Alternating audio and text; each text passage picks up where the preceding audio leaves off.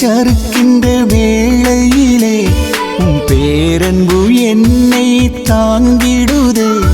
என் மனதிலே கவலைகள் பெருகும் போது என் உள்ளத்தை ஆறுதல் மகிழ்விக்குது.